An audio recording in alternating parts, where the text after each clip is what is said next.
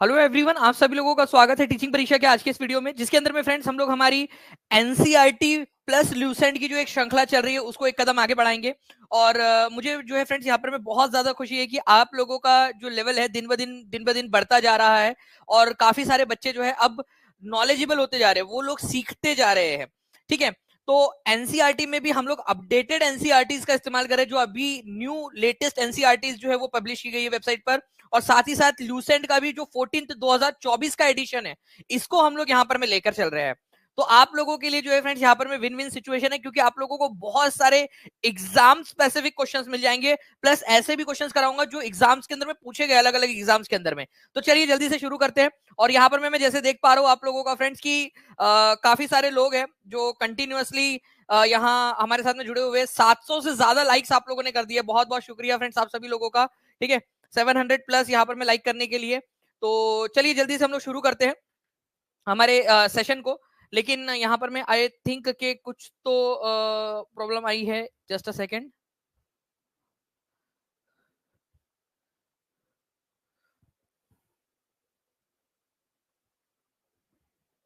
Just a second friends.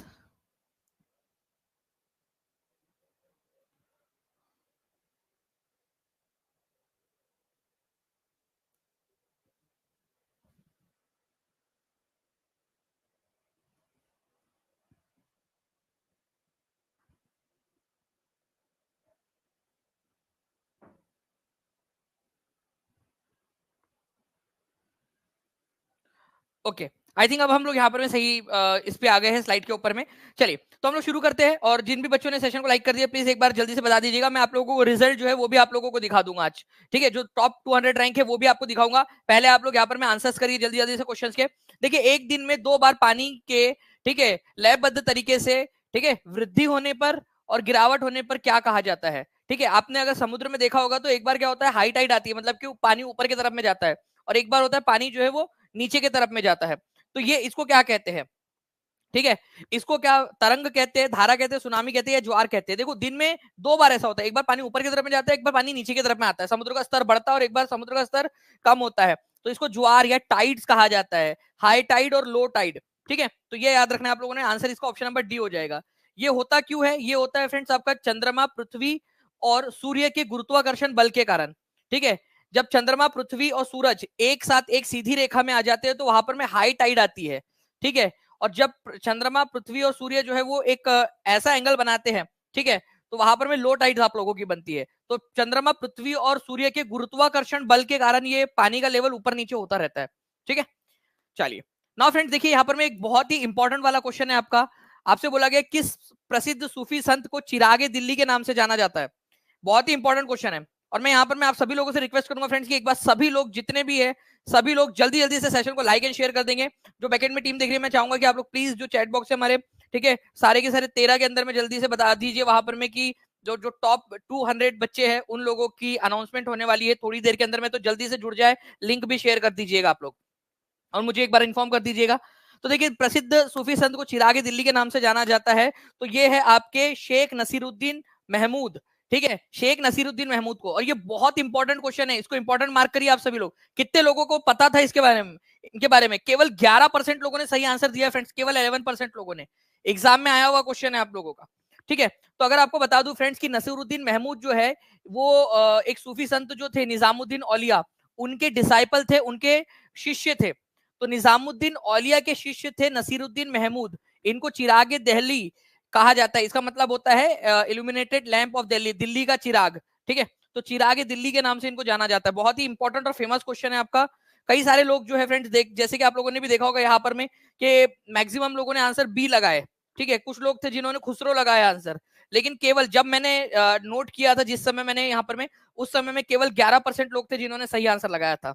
ठीक है, तो शेख नसीरुद्दीन महमूद किसके किसके ये डिसाइपल थे, किसके जो है शिष्य थे? ये निजामुद्दीन औलिया जो है, निजामुद्दीन औलिया दिल्ली में जिनकी दरगाह है, ओके, उनके शिष्य थे। और वहीं पर निजामुद्दीन औलिया के दरगाह के पास में, निजामुद्दीन औलिया जो है फ्रेंड्स उनकी दरगाह के पास में ही, ठीक है, इनका भी मकबरा बना हुआ है। चिरागे दिल्ली कहा जाता है नसीरुद्दीन महमूद को। ठीक है, ये याद रखना है आपने। नेक्स्ट क्वेश्चन की तरफ में आगे बढ़ते हैं फ्रेंड्स। आप लोगों को बताना है पॉक्सो एक्ट पॉक्सो, पॉक्सो क्या है फ्रेंड्स आपका, इसका फुल फॉर्म भी याद रखिए आप लोग, और बताइए कि जो के चिल्ड्रन, जो भी 18 साल से छोटे बच्चे हैं, उन लोगों के, उनके साथ में जो गलत कृत्य किया जाता है, आपराधिक, ठीक है, सेक्सुअल एक्टिविटी की जाती है छोटे बच्चों के साथ में, ओके, तो उसको रोकता है, क्योंकि छोटी सी उम्र के अंदर में जो है एक उनका बहुत ज्यादा मानसिक, एक शारीरिक प्रताड़ना तो है, मानसिक प्रताड़ना भी हो जाती है उन लोगों की। तो पॉस्को अधिनियम से संबंधित कौन सा सही है? तो prevention of children from sexual offences, protection of children from sexual offences, ठीक है। और उसके अलावा जो है फ्रेंड्स 11 में हुआ था या 12 में हुआ था पास, ये भी आपके अपने आप में एक इंपॉर्टेंट क्वेश्चन बन जाता है आप लोगों के लिए, ठीक है। तो जब भी पॉस्को की बात आती है आप लोगों ने याद रखना है फ्रेंड्स कि इसका जो फुल फॉर्म होता है आप लोगों का, वो होता है आपका, ठीक है, पॉस्को के अंदर में, ठीक है, prevention of children from sexual offences, ठीक है, ये इसका हो जाता है। और इसको पास कब किया गया था? पॉस्को एक्ट को ये पास किया गया था 2012 के अंदर में, ठीक है, ये याद रखना है आप लोगों ने, 2012 के अंदर में। तो ऐसे ही आप लोग ये दो ऑप्शन को एलिमिनेट कर सकते थे, ठीक है। तो आंसर आपका ऑप्शन नंबर 1 हो जाएगा। पॉस्को एक्ट जो है आपका 14 नवंबर 2012 को जो है वो अस्तित्व में आया था। 14 नवंबर को ही क्यों? 14 नवंबर को कौन सा दिन होता है? ठीक है, 14 नवंबर 2012 को ये आया था, ये याद रखना है आप लोगों ने। इसके पीछे मेन कारण था UN convention on the rights of child, मतलब एक बच्चे के भी अधिकार होते हैं, ये 1992 में यूनाइटेड नेशन ने घोषित किया था, ठीक है। तो उसी को ध्यान में रखते हुए फिर हमारे यहाँ पर में 14 नवंबर को जो चिल्ड्रंस डे होता है ना, ठीक है, नेहरू जी का, पंडित जवाहरलाल नेहरू का बर्थडे, उस दिन हम लोगों ने पॉस्को एक्ट लागू किया था 2002 के अंदर में, ठीक है, 2012 के अंदर में। इसमें यह बोला गया कि अगर छोटे बच्चे, जो भी 18 साल से छोटे बच्चे, 18 साल से छोटे बच्चे, अगर उनके साथ में कोई भी जो है यहाँ पर में सेक्सुअल एक्टिविटी की जाती है, कोई भी उनका एक्सप्लॉयटेशन होता है, तो आपको पॉक्सो एक्ट के तहत सजा दी जाएगी, और ये जरूरी भी है। नाउ फ्रेंड्स, अब इसको भी आप very very very important mark करिए इस पर्टिकुलर क्वेश्चन को। ये एनसीईआरटी, ल्यूसेंट और जितनी भी आपकी जीके है, सभी के अंदर में बहुत इंपॉर्टेंट है। 881 लाइक्स आपने कर दिए फ्रेंड, जल्दी जल्दी से सेशन को लाइक एंड शेयर करते रहेंगे आप सभी के सभी लोग, ठीक है। और बैकएंड टीम से मैं रिक्वेस्ट करूंगा कि प्लीज जल्दी से सभी 13 कोर्सेज के अंदर में, ओके, आप सभी जगह पे बता दीजिए कि अभी हम लोग थोड़ी देर के अंदर में जो पूरे 200 बच्चे हैं, उनका डेटा मैं आपको दिखाने वाला हूँ कि टॉप 200 में कौन आया है और उनको क्या मिलेगा, ठीक है। तो देखिए, अगर मैं बात करूं त्रिपक्षीय संघर्ष, इसमें 3 लोग आपस में लड़ रहे हैं, ठीक है। आपने वो कहावत सुनी होगी ना, एक अनार 100 बीमार, ठीक है। मान लीजिए कि आपके कॉलेज में, ठीक है, एक आप सेकेंड ईयर में हो और फर्स्ट ईयर के अंदर में नए बच्चे आए, उसमें से एक बहुत अच्छी सी, मतलब सुंदर सी कन्या भी आई है। अब आप 3 दोस्त लोग हो, ठीक है, तो तीनों के तीनों, नहीं तेरी भाभी है, तेरी भाभी है, तेरी भाभी है, वैसा वाला। तो यहाँ पर मैं जो है फ्रेंड्स आपको बता दूं कि कन्नौज जो है यहाँ पर एक बहुत ही इंपॉर्टेंट शहर था उस समय में, ठीक है, 7वीं 8वीं शताब्दी के अंदर में। कन्नौज से बहुत ज्यादा टैक्स मिलता था, तो जो बंगाल के पाल शासक थे वो भी इस पर कब्जा करना चाहते थे, ठीक है। गुर्जर प्रतिहार जो थे वो भी कन्नौज के ऊपर में कब्जा करना चाहते थे, और राष्ट्रकूट जो थे दक्षिण भारत के, वो भी कन्नौज पर कब्जा करना चाहते थे। तो ये तीनों के बीच में करीब 200 सालों तक लड़ाई लड़ती रही, कभी राष्ट्रकूटों के पास में थी कन्नौज, कभी पाल के पास में, कभी गुर्जर प्रतिहार के कब्जे में, ठीक है। तो यहाँ पर में जो है फ्रेंड्स कन्नौज के लिए लड़ाई हुई थी। ये क्वेश्चन पूछा जा सकता है कि ट्राइपार्टाइट स्ट्रगल किसके बीच में हुआ था?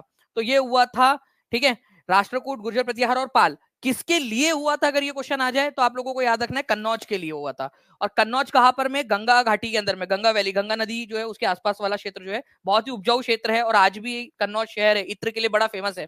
पता है ना आप लोगों को? कोई है क्या कन्नौज से यहाँ पर में? यूपी से है कोई?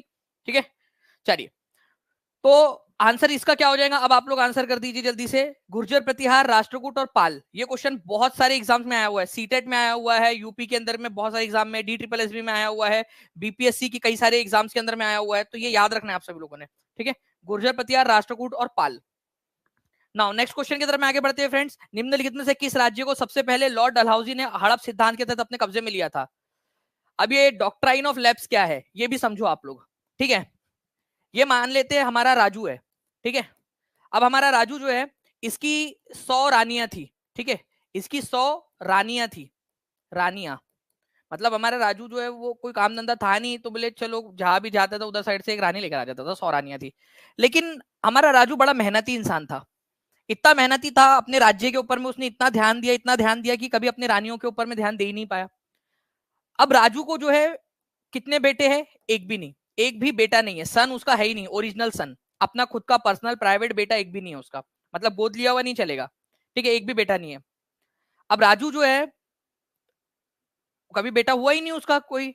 तो डलहौजी ने एक नियम लेकर आया था कि अगर कोई भी राजा है, ठीक है, ये राजू लैंड है, ये राजू लैंड उसके राज्य का नाम, अगर उसका कोई पर्सनल बेटा नहीं है, खुद का बेटा, तो अंग्रेज क्या करेंगे, उसके राज्य को हड़प लेंगे। और सबसे पहला जो था जिसको हड़पा गया था, ठीक है, वो कौन सा था, वो था सातारा, ठीक है। 1848 के अंदर में, 1848 के अंदर में सातारा था जिसको सबसे पहले हड़प लिया गया था इस हड़प की नीति के तहत। ये आप लोगों का एनसीईआरटी बेस्ड क्वेश्चन है। डॉक्ट्राइन ऑफ लैप्स के तहत, ठीक है, 1848 से 1856 के बीच में, ठीक है, सातारा सबसे पहला था जिसको हड़पा गया था। मैं आप लोगों को जो है जो यहाँ पर मैं दिखा भी देता हूँ, देखिए सातारा एनसीईआरटी में से दिखा रहा हूँ आपको, देखिए 1848 के अंदर में संभलपुर, ठीक है, 1850 के अंदर में उदयपुर, 1852 के अंदर में नागपुर, 1853 के अंदर में, ठीक है, झांसी 1854 के अंदर में। इसी वजह से झांसी की रानी नाराज हो गई थी, ठीक है, क्योंकि उनके उनके पति का देहांत हो गया। पति का देहांत हो गया तो बच्चा आएगा कहाँ से, ठीक है, ओरिजिनल वाला। तो उन्होंने गोद लिया था बेटा, तो उनको बोला कि भाई इसको राजा घोषित कर दो, उन्होंने मना कर दिया अंग्रेजों ने, ठीक है। चलिए, तो इस प्रकार से जो है फ्रेंड्स यहाँ पर में 1848 में सातारा सबसे पहला शासक था, राज्य था जिसको डॉक्ट्राइन ऑफ लैप्स के तहत, ठीक है, तुम्हारे चचा का लड़का डलहौजी उसने हड़प लिया था इसको। एक बात जल्दी जल्दी से फ्रेंड, जितने भी लोग देख रहे हैं सेशन को, जहां भी शेयर कर सकते हैं, टेलीग्राम, फेसबुक, व्हाट्सएप, इंस्टाग्राम, जल्दी से शेयर कर देंगे। और जिन्होंने भी अब तक सेशन को लाइक नहीं किया, लाइक कर दीजिए जल्दी जल्दी से। और चैनल को सब्सक्राइब करना मत भूलिए। जितने भी लोग देख रहे हैं सभी लोगों ने टीचिंग परीक्षा चैनल को सब्सक्राइब जरूर कर लेना है, ठीक है, ताकि ऐसे ही आप लोगों के लिए और भी बहुत सारे सेशन हम लोग लेकर आ सके। ओके, चलिए नाउ फ्रेंड्स नेक्स्ट क्वेश्चन की तरफ में आगे बढ़ते हैं हम लोग। सातारा था, याद रखना है आप लोगों ने, फिर संभलपुर, उदयपुर, ये उदयपुर ये राजस्थान वाला उदयपुर नहीं है, ये छत्तीसगढ़ के अंदर में एक छोटी सी रियासत थी उदयपुर, वो वाली बात हो रही है। नागपुर वही आज का नागपुर जो है, भोसले राजा वाला, और झांसी, ठीक है। नाउ नेक्स्ट क्वेश्चन की तरफ में आगे बढ़ने से पहले हिंदी में भी आप लोग देख सकते हो, इसको विलय की नीति भी बोला जाता है और हड़प की नीति भी बोलते हैं, ठीक है, हड़प की नीति भी इसको बोलते हैं। अब देखिए नेक्स्ट क्वेश्चन, भारत रत्न पाने वाले पहले विदेशी प्राप्तकर्ता कौन थे? 1000 से ज्यादा लाइक्स आपने कर दिए फ्रेंड्स, बहुत बहुत शुक्रिया आप सभी लोगों का। चलिए, तो एक यहां पर में पहले व्यक्ति कौन बने थे जिन्होंने भारत रत्न हासिल किया था? अब तक केवल 2 ही व्यक्ति ऐसे हैं जिनको मिला है, ठीक है। सबसे पहले थे, ठीक है, यहां पर में खान अब्दुल गफ्फार खान, खान अब्दुल गफ्फार खान, ठीक है, खान अब्दुल गफ्फार खान। इनको जो है फ्रंटियर गांधी भी कहा जाता है, ठीक है, इनको फ्रंटियर गांधी भी कहते हैं। तो ये एक हो जाएगा आप लोगों का। उसके बाद में जो है फ्रेंड्स, अगर आप लोगों से पूछ लिया जाए कि दूसरे व्यक्ति कौन थे पाने वाले, तो आप लोगों को आंसर आना चाहिए, ठीक है, वो भी तो दूसरे व्यक्ति थे नेल्सन मंडेला। अभी मैं आप लोगों को थोड़ी देर के अंदर में जो है फ्रेंड्स एक बार करोड़पति भी बनाऊंगा आप लोगों को, थोड़ी देर के अंदर में बनाएंगे। पहले हम लोग एक क्वेश्चन और करेंगे, अदरवाइज नहीं तो क्या होगा कि आपको फटाक से पता रहता है।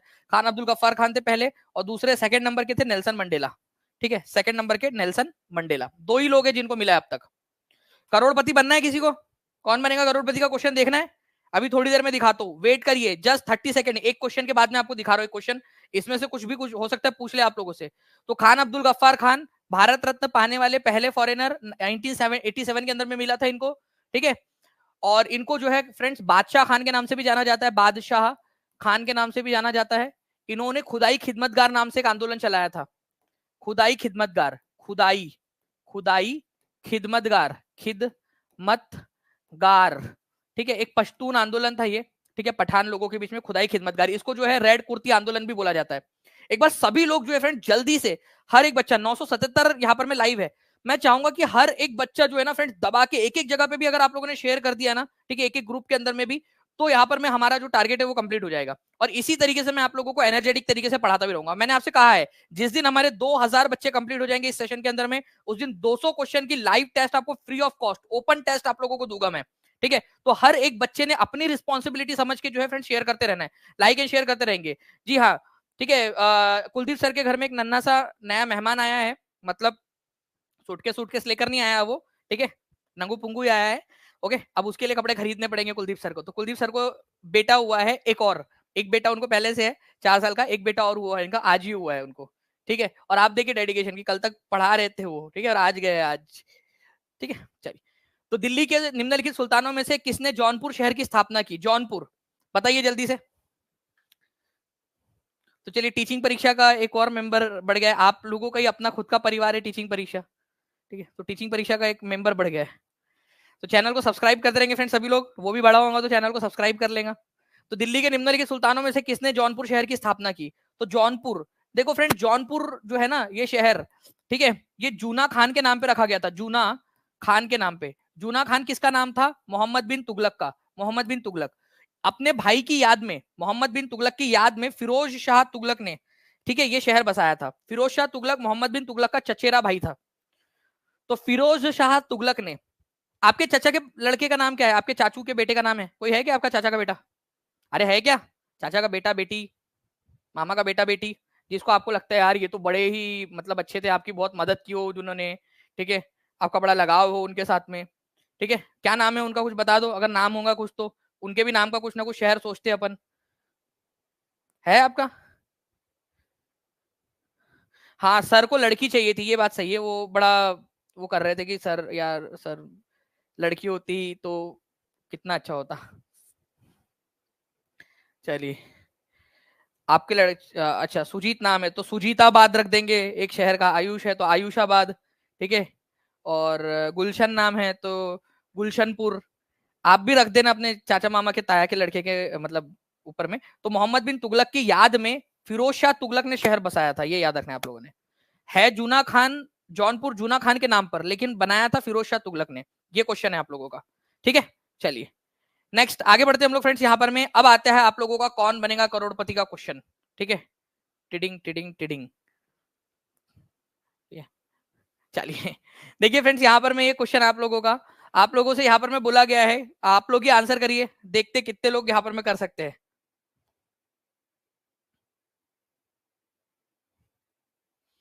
आपका कब होगा? मेरे कितने बच्चे हैं? मेरे अभी फिलहाल में 1072 बच्चे हैं यहाँ पर में।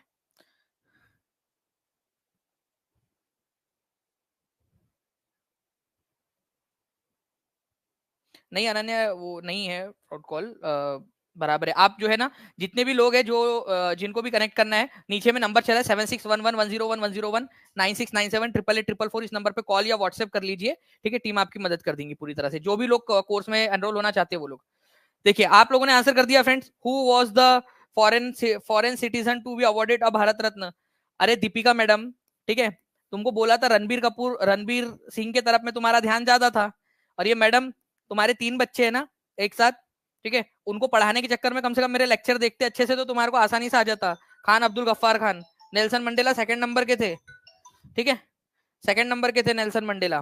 तो दीपिका पादुकोण को भी बोलो कि लेक्चर देखे करके, ओके। अपने बच्चों को पढ़ाएंगी तुम, अभी होंगे ना बच्चे तुम्हारे, हो गए ना, ठीक है। चलिए, तो खान अब्दुल गफ्फार खान आंसर हो जाएगा आपका ऑप्शन नंबर 1, करोड़पति बन गए आप लोग, ठीक है।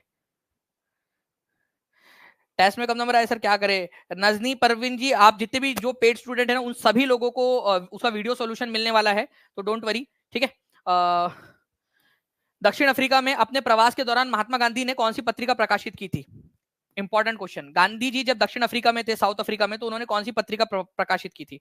अब मैं आप लोगों को जो है फ्रेंड्स थोड़ी देर के अंदर में आप लोगों का जो है रिजल्ट दिखाने वाला हूँ, ठीक है। तो दिल थाम के बैठिए आप लोग। और मैं आपको बता दूं फ्रेंड्स, इसी तरीके की ओपन टेस्ट, ठीक है, हम लोग सुपर टेट में भी लेने वाले हैं। तो जितने भी बच्चे सुपर टेट में एनरोल होना चाहते हैं वो लोग हो सकते हैं, केवीएस में भी लेंगे, डी ट्रिपल एस बी में भी लेंगे, और सी टेट में भी लेंगे ओपन टेस्ट, ठीक है।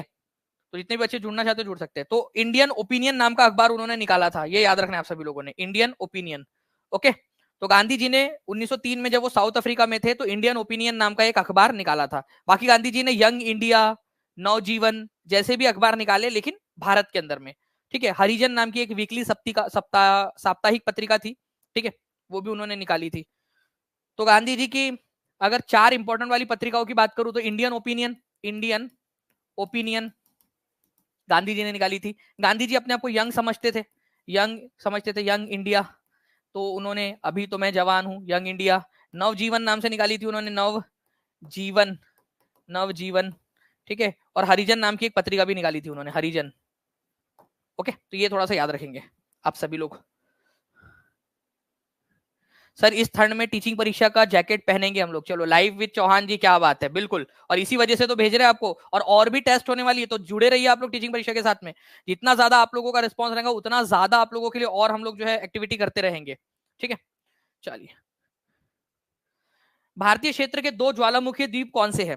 अब ये क्वेश्चन को ना थोड़ा सा इंपॉर्टेंट मार्क करो आप लोग, क्योंकि आप लोगों में से काफी सारे लोगों ने बैरन आइलैंड के बारे में तो जरूर सुना होगा। बैरन आइलैंड जो है ये एक्टिव आइलैंड है, एक्टिव एक्टिव वोल्केनो है ये। एक्टिव। लेकिन नारकोंडम जो है ना फ्रेंड्स, ये आप लोगों का सुप्त डोरमेंट वोल्केनो है, ठीक है, मतलब बहुत लंबा समय हो गया जो फटा ही नहीं, उसके अंदर में कोई एक्टिविटी आपको देखने के लिए नहीं मिली है। तो ये भी ज्वालामुखी द्वीप है लेकिन फट नहीं रहा, वो एक्टिव नहीं रहा अभी। बैरन जो है वो अकेला एक्टिव आइलैंड है, एक्टिव वोल्केनिक आइलैंड है, मतलब वहां कभी भी ब्लास्ट हो सकता है, कभी भी फट सकता है। 2018 में एक्टिविटी भी देखी गई थी उसके अंदर में, और कभी फट भी सकता है बैरन आइलैंड। तो हमारे भारत का एकमात्र सक्रिय ज्वालामुखी बैरन आइलैंड है, ठीक है। लेकिन नारकोंडम जो है ना, ये नारकोंडम जो है वो भी आपका ज्वालामुखी द्वीप है, ज्वालामुखी से बना है वो, लेकिन अब वो ज्वालामुखी फुस हो चुका है। तो आंसर हो जाएगा आपका ऑप्शन नंबर बी, ठीक है, नारकोंडम और बैरन आइलैंड। ये इंपॉर्टेंट पॉइंट है, प्लीज इसको याद रखिएगा आप सभी के सभी लोग। अब मैं आप लोगों को जो है फ्रेंड्स आगे बढ़ने, हम लोग आगे बढ़ेंगे, लेकिन उससे पहले मैं आप लोगों को जो है आप लोगों की लिस्ट दिखा देता हूं सभी को, ठीक है। ये देखिए आप लोगों की लिस्ट आप लोग यहाँ पर मैं देख पा रहे हो फ्रेंड्स, ठीक है। ये देखिए आप लोग, यहाँ से शुरू करते हैं हम लोग। तो सभी को सबसे पहले तो कॉन्ग्रेचुलेशंस, ठीक है, सभी लोगों को कॉन्ग्रेचुलेशंस जो भी आए हैं यहाँ पर में, क्योंकि जो फर्स्ट आया है उसको मिल रहे हैं फ्रेंड्स 10,151 रुपए, ठीक है। आप समझ रहे हो, ये टेस्ट और आपको टीचिंग परीक्षा कंटिन्यूअसली मोटिवेट कर रहा है, ठीक है। क्या आपका नाम है, आप लोग ये भी देख लेंगे, आप लोगों को मिल भी जाएगा ये पूरी की पूरी लिस्ट, ठीक है। देख सकते हो यहाँ पर में आशीष कुमार है, 94 उन्होंने किया है 100 में से। 100 क्वेश्चन दिए थे, केवल 1 घंटा दिया था हमने उनको। तो आप देखिए टीचिंग परीक्षा का पेड स्टूडेंट कितनी मेहनत कर रहा है। मोहम्मद, ठीक है, सरीम जी है यहाँ पर मैं 92 लेकर आए, और 60 मिनट में 100 क्वेश्चन हमने उनको चैलेंज दिया कि आप करके दिखाओ करके, और समय दिया था पढ़ने का, ठीक है। आयशा खातून, नीमा राज, ठीक है, रिमझिम कुमारी जी, ये जो है हर टेस्ट के अंदर में अच्छा परफॉर्म करती है, ये बहुत अच्छी बच्ची है और क्लासेस भी अटेंड करती है ऐप के ऊपर में। अमर जी, ठीक है, सौम्या साफिर, शिक्षा शर्मा, अंजलि शिव सिंह, ठीक है, क्वेश्चंस के आंसर करती रहती है हमेशा। सदफ खान, अभिषेक राज, रिया सिंह, ठीक है। आप लोग देख सकते हो पूरे के पूरे बच्चे, आप लोग अपना नाम देख लीजिए यहाँ पर में, ये टॉप 200 बच्चों की है, और ये आपको टीचिंग परीक्षा का जो टेलीग्राम ग्रुप है उस पर, और आप लोगों की जो टेस्ट थी उसके नीचे में रिजल्ट में मिल जाएगा आपको टॉप 200 बच्चों के नाम, ठीक है। और बाकी हमारी टीम आपसे कनेक्ट करेंगी, आप लोगों से आपका एड्रेस वगैरह फिल करवाएंगी, प्रॉपरली एड्रेस देना आपके घर में। टॉप 200 बच्चों को जो है फ्रेंड्स ये टीचिंग परीक्षा की हुडी और गिफ्ट हैम्पर जो है वो भेजा जाएगा, टॉप 200 लोगों को, ठीक है। ये कि आशीष यादव जी बोल रहे मैं आशीष कुमार हूँ सर। चलिए ठीक है, चलिए अच्छी बात है, अभी वो वहां पर में आपका नंबर वहां पर में हमारे पास में आ चुका है, ठीक है। उमर, तारिक अनवर, कौशिक सिंह, शालू पाल, आकाश सिंह, देखिए यहाँ पर में जितने भी बच्चे हैं, ठीक है, पूरे 200 बच्चे हैं, आप लोग देख सकते हो। ये पूरी लिस्ट आपको टीचिंग परीक्षा के टेलीग्राम ग्रुप पे, टीचिंग परीक्षा के ऐप पर, जो आपकी टेस्ट हुई थी उसके नीचे में आप लोगों को मिल जाएगा, ठीक है। चलिए यहाँ पर में आप देख सकते हो पूरा का पूरा, यहाँ पर आप देख लीजिए पूरी लिस्ट है, ओके, पूरे 200 लोगों की लिस्ट है। और ये 200 लोग पूरे जितने भी ये पूरे 200 लोग हैं, इन सभी को जो है हमारी टीम की तरफ से मैसेज आएगा व्हाट्सएप के ऊपर में, उसमें एक लिंक रहेंगी, उसमें आपको फॉर्म फिल करना है, ठीक है। इसके अलावा एक कॉल भी आएगा आपको, ओके, एड्रेस वेरिफिकेशन के लिए। और आपका साइज कौन सा है, ठीक है, करेक्ट साइज बताना, कितने लोगों का एम है, कितने लोगों का एल है, कौन है जिसका एक्सएल है, किसका डबल एक्सएल है, कोई है यहाँ पर में जिसका डबल एक्सएल है या जिसका एम है, साइज, क्योंकि हुडी का साइज फिट होनी चाहिए ना आपको, ठीक है। तो जो भी आपका साइज है हुडी का, वो जो भी आपको मतलब लगता है, ठीक है, वो प्रॉपर आप वहां पर में बता देंगे, तो वही साइज की आपको भेजी जाएंगी हुडी। तो आप देख सकते हो यहाँ पर में पूरे के पूरे बच्चे हैं, ये हजारों बच्चों में से ये वो बच्चे हैं जिन्होंने टॉप 200 के अंदर में आए हैं, क्योंकि हमने ट्रिकी क्वेश्चंस डाले थे और 1 ही घंटे का समय दिया था। टीचिंग परीक्षा आप लोगों का सिलेक्शन करा के छोड़ेगा, देख लेना, ठीक है। तो टीचिंग परीक्षा के साथ में सिलेक्शन संभव है। कोई भी एग्जाम की आप प्रिपेयर कर रहे हो, नीचे में नंबर दिया हुआ है, उस नंबर पे कॉल या व्हाट्सएप कर लीजिए, टीचिंग परीक्षा की टीम आप लोगों के साथ में है, ठीक है। तो ये पूरे के पूरे बच्चे हैं फ्रेंड्स, यहाँ पर मैं आप देख सकते हो टॉप 200 बच्चे, ठीक है। आप इनको कॉन्ग्रेचुलेशन भी कर दीजिए, आप लोग का भी नंबर आने वाला है कभी ना कभी, तो वो आपको उस समय में कॉन्ग्रेचुलेट करेंगे, तो आप लोग यहाँ पर में उनको कॉन्ग्रेचुलेट कर सकते हैं, ठीक है। टेस्ट कैसे देना है, आगे की जो टेस्ट होंगी तो मैं आपको बताऊंगा, इन्फॉर्म जरूर करूंगा, ओके। तो उसके लिए भी आप लोग तैयार रहिएगा। चलो आगे बढ़ते हैं हम लोग फ्रेंड्स, अब हम यहाँ पर में हमारे क्वेश्चंस की तरफ में, ठीक है। ये पूरी लिस्ट आप लोगों को आपके ऐप के ऊपर में मिल जाएंगी, तो टीचिंग परीक्षा का ऐप हर कोई बच्चा डाउनलोड जरूर कर लीजिए। नाउ नेक्स्ट क्वेश्चन की तरफ में आगे बढ़ते हैं हम लोग यहाँ पर में, देखिए अगर मैं आपको दिखाऊं यहाँ पर में, तो देखिए ये है अंडमान, ठीक है, द्वीप समूह अंडमान निकोबार के अंदर में, ठीक है। यहाँ पर में आप लोगों के 2 आइलैंड्स है ऐसे, ठीक है, जो कि आपको याद रखना है। एक है आप लोगों का एक्टिव वोल्केनो, वो है बैरन आइलैंड। बैरन आइलैंड कहां पर में मिलेगा आप लोगों को, देखिए ये है बैरन आइलैंड, दिखा आप लोगों को बैरन आइलैंड, ये यहाँ से इस तरीके से जाओगे अंडमान निकोबार द्वीप समूह में, यहाँ पर में है बैरन आइलैंड, ठीक है। थोड़ा सा और हम लोग चलते, बैरन आइलैंड आपको मिल गया। उसके बाद में जो है फ्रेंड्स एक है नारकोंडम, ठीक है, पोर्ट ब्लेयर से ही आप लोगों का जो है ऊपर साइड में, नॉर्थ साइड के अंदर में, और उसी के पास में है नारकोंडम आइलैंड। ये अब जो है वो सुप्त हो चुका है, डोरमेंट हो चुका है, अब नहीं फटता ये नारकोंडम, ठीक है। तो ये वोल्केनिक आइलैंड आप लोगों के दो है जो आपको याद रखने हैं, डोरमेंट वोल्केनो है अभी ये नारकोंडम। तो इस तरीके से बैरन आइलैंड और नारकोंडम आइलैंड। मत्त बिलास प्रहसन, बहुत ही इंपॉर्टेंट क्वेश्चन।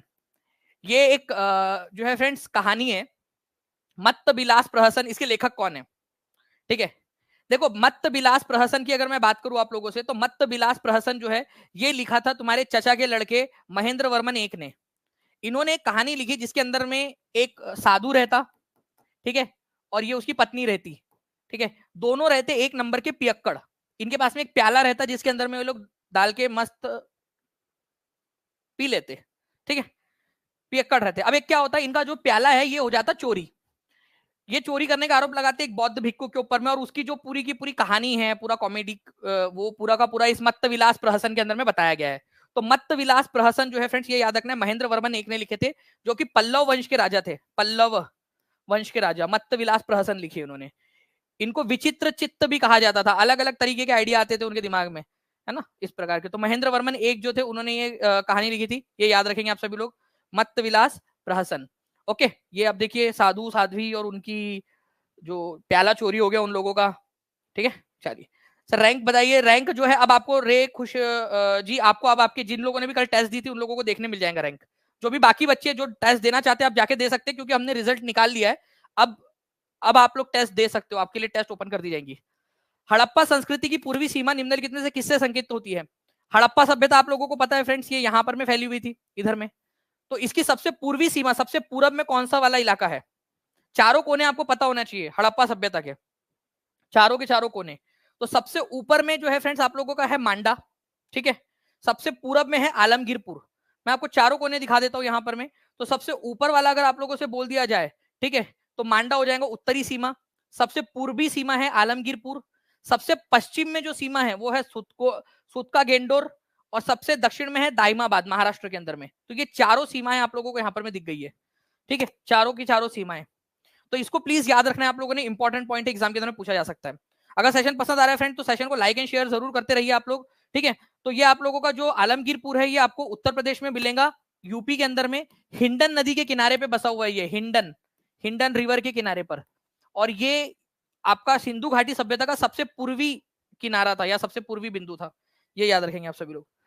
किसी भारतीय राज्य की पहली महिला मुख्यमंत्री कौन थी, ये आप लोग बताएंगे। किसी भी भारतीय राज्य की पहली बार महिला मुख्यमंत्री बनी थी और कौन से राज्य की थी, ये भी आप लोगों ने बताना है। तो ये मैं आप लोगों के लिए क्वेश्चन छोड़ रहा हूं फ्रेंड्स, आप लोग जो है कमेंट के अंदर में इसका आंसर करेंगे जल्दी जल्दी से।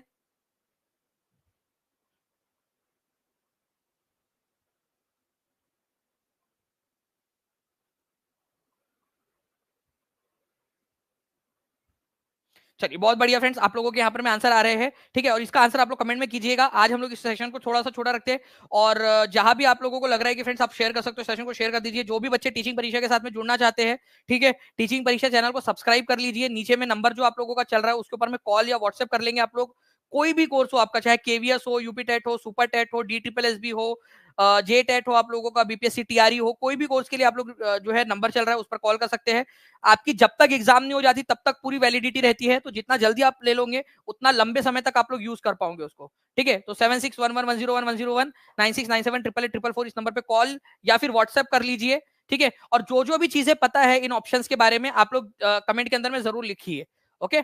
चलिए, और बाकी आप लोगों की जो लिस्ट है, ठीक है, जो आपकी जिन 200 बच्चों की लिस्ट है वो आपको टीचिंग परीक्षा के ऐप पर मिल जाएंगी। तो सभी बच्चे टीचिंग परीक्षा का ऐप जरूर डाउनलोड कर लीजिएगा, ठीक है। ये पूरी की पूरी रैंकिंग मिल जाएंगी आप सभी लोगों को, ओके। और आप लोगों की क्या रैंक आई है वो भी आपको पता चल जाएगा उसमें। और ये रैंक हमने 10:10 पे जो आई थी उसके हिसाब से निकाला है। अब रैंक चेंज होती रहेंगी क्योंकि अब बच्चे अब वापस से देंगे, रीअटेम्प्ट करेंगे, उससे कोई मतलब नहीं है। अभी जो टेस्ट हमने निकाल ली थी 10:10 पे वो वाला रहेगा मेन, ओके। चलिए, ऐसे ही आपका बिल्कुल सिलेक्शन वाली PDF में भी नाम आ जाएगा एक दिन। चलो, thank you very much friends, take care and bye, God bless you all, thank you very much, bye, thank you.